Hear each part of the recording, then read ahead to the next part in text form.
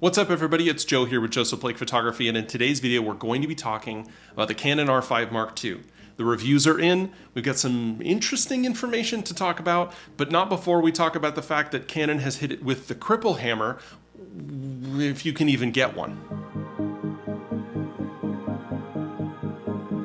Hey everybody, I'm Joe. This is my channel, Joseph Blake Photography, where we talk about tech and news and gear and tips and tricks and reviews. And sometimes we go on the occasional photo adventure. If that's the type of thing that you're into, I'd really appreciate it if you hit the subscribe button. And if at the end of the video you think that I've done a good job, go ahead and hit like. Socials down below. Let's talk about this camera. All right, we've been talking about the R5 Mark II for like forever. I feel like it's been forever that we've been talking about the Mark II. And if it is any indication of how hyped up this camera was, every video on my channel that includes the R5 Mark II gets probably 30 or 40% more views than any other camera. People are hungry for information about this camera. The reviews are in. I'm not a cool kid. I did not get an R5 Mark II from Canon to review, but if it makes you feel any better, I still have the R5 and I still think that it is the best camera. So let's talk about that. Just in summary, here's what we can say. It's a phenomenal camera. The R5 was a phenomenal camera. The R6 Mark II is a great camera. The R3 is a great camera. These aren't bad cameras. None of these are bad. But if you want to really sum it up, the R5 Mark II is the R5 with an improved sensor, better autofocus. That's it. That's pretty much it. Oh, and they added the cinema features from the R5C because they didn't want to make another R5C. But a couple things that we're learning as we're going through these reviews. Number one is that while it is very fast, and the readout speed is actually faster than most folks were anticipating. Action, sports, and wildlife photography has been definitely something that people are looking more at this camera for, whereas the R1 and the R3 have traditionally been more the kind of camera direction that people would be thinking would be appropriate for that genre of shooting. And it is a backside illuminated stacked sensor, so it is fast.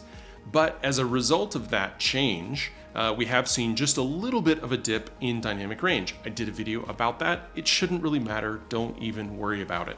In fact, I'm actually super happy about the fact that Canon is both doing 14-bit RAW in mechanical as well as electronic. That's a change that came to the R5 Mark II that doesn't exist in the R5, the original. But you do see a drop in dynamic range from the mechanical to the electronics. So if you're, for example, a landscape photographer, you're going to have to decide whether or not that shutter shock versus the drop in dynamic range, if there's that trade-off potentially that you're going to want to use, or if electronic first curtain is best for you. The other interesting thing to note is that while this camera has added 8K 60 and does have 4K 60 as well, that is a binned mode and it is not an oversampled mode. So you don't get to take advantage of the full resolution of the sensor. It compressed down, you will actually be seeing a lower quality, lower sharpness image in 4K 60 than you would be in, say, 4K 30, where the camera is going to be sampling the entire sensor. Two interesting things to note that I've seen in some of the reviews. Number one is that the hot shoe cover is apparently very difficult to get off. Obviously, Canon has put in their updated smart hot shoe into this camera, so you can add additional accessories, powered accessories into that port, but apparently the cover is just a pain in the butt to get off. As well as the fact that eye autofocus, which was something that they put in from the R3 and improved it in the R5, is it's not consistent in its ability to track every eye. There are some people, some eyes, from what I've read, it's 20 to 30% of people have been unable to calibrate and use the eye tracking. So I don't know if you're the type of person that needs to use that, or if you've used it with the R3. I have. It worked fine. I thought it was interesting, but it would take me a while to get used to it, and I didn't have the camera long enough to get accustomed to it. But I definitely think that's something that could be improved upon, maybe with software down the road. So just a few things to think about when talking about the reviews that have come out recently on this camera. Those are just some of the things that kind of piqued my interest the most. But now on to the two big deals.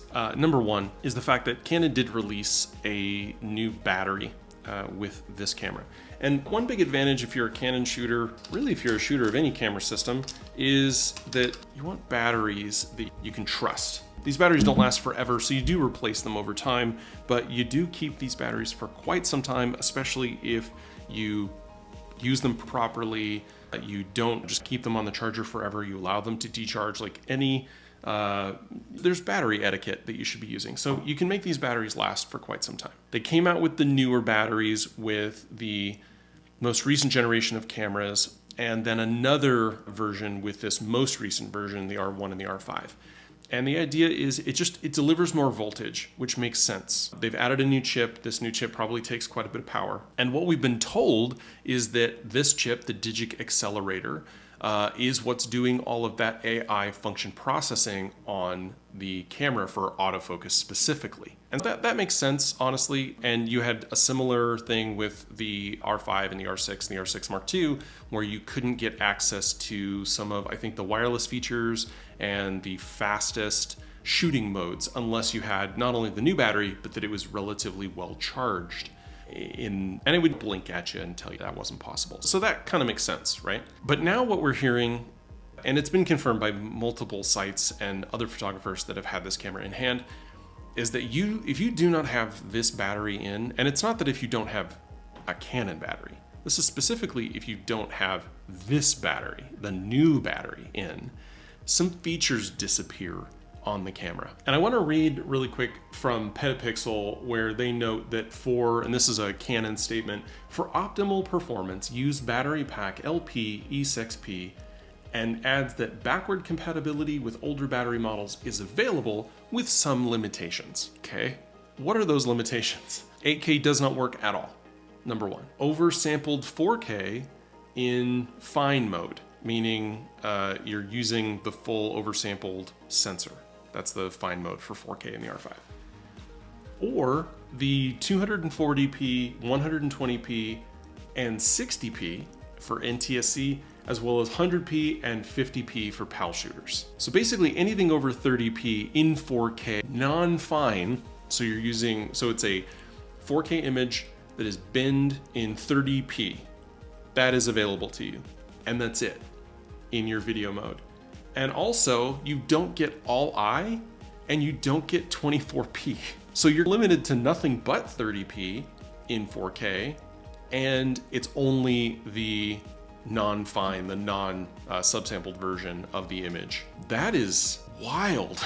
That is crazy, because I know that with any battery, in most cases, the other cameras can shoot in these other modes. For example, right here, I have the R5 Mark I. I have the LPE6N. So this is not the newest version of the battery, right? This is not the new version that came out. So this is the lower capacity version of the E6, right? So the E6N versus the E6NH, which came out more recently.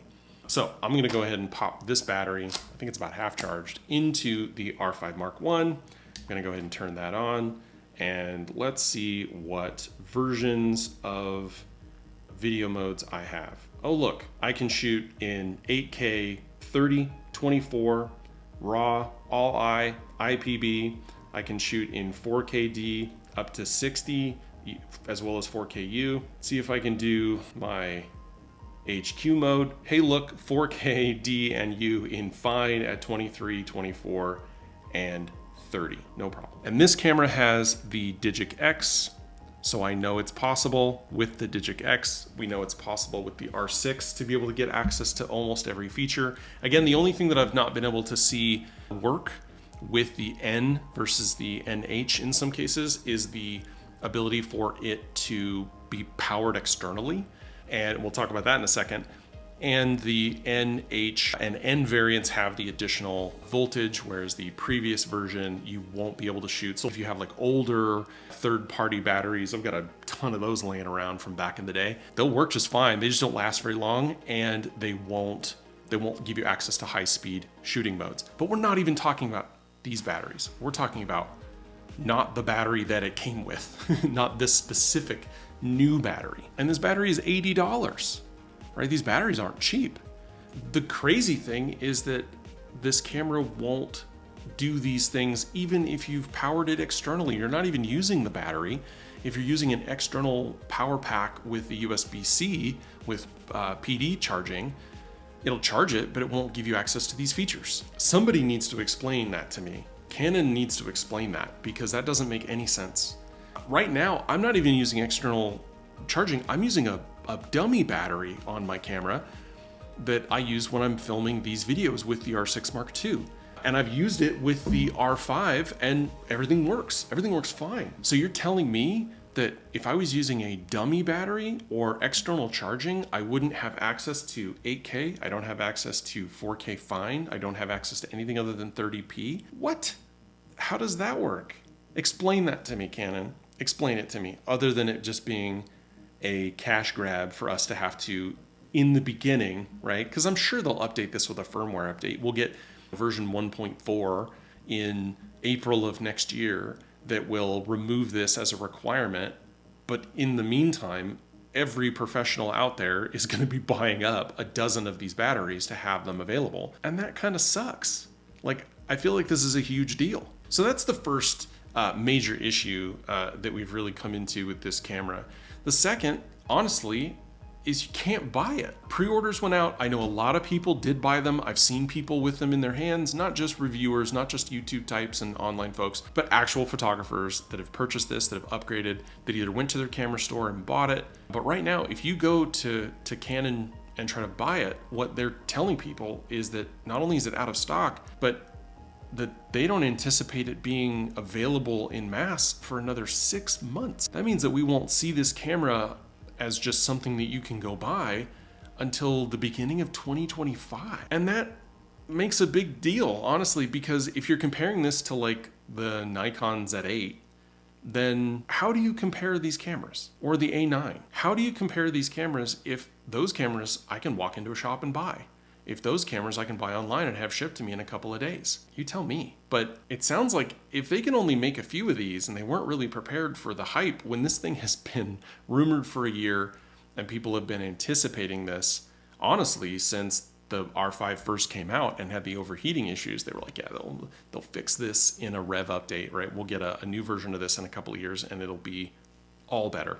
Now it's here, but you can't buy it. So tell me how that works. So it's the R5 Mark II with a better sensor and better autofocus, but there's some weirdness going on with some of it, and you have to use their battery, and also you just can't buy it. It sounds to me like the best camera that you can get in the Canon ecosystem right now is the R5 Mark I, which is why I have an R5 Mark I, and I'm gonna hold on to it for a while. This is gonna be mine for a while. I didn't buy it new, I bought it used, and it was very inexpensive. Less than half of what you would have to pay right now for an R5 Mark II, except I can shoot 8K with any battery that I want. Anyway, that's it.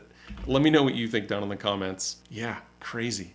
This is nuts, right? Am I overreacting here? Let me know down in the comments what you think. But dang, it's nuts. Anyway, if this is the kind of thing that you're into, go ahead and hit the subscribe button. If you thought that this video was any good, go ahead and hit the like button. I really appreciate it. It tells the algorithm that I'm doing the right thing. At the same time, socials all down below. I'm still rebuilding the socials after my Facebook and Instagram account got hacked and deleted by Instagram and Facebook. That was a dark time, but those are free and easy ways to support the channel, is to find me over there. If you're looking for something that's a little bit nicer than that, a little bit not free, I have opened up memberships if you're interested, as well as links down below for all the gear that I use for my videos and photo adventures. Those are affiliate links, so if you buy stuff through those links, I do get a little bit of a commission. That does help the channel and me making videos for you. But again, if this is what you're into, go ahead and hit subscribe, and I will see you in the next one, where my batteries will continue to let me shoot whatever I want. Thanks. Bye.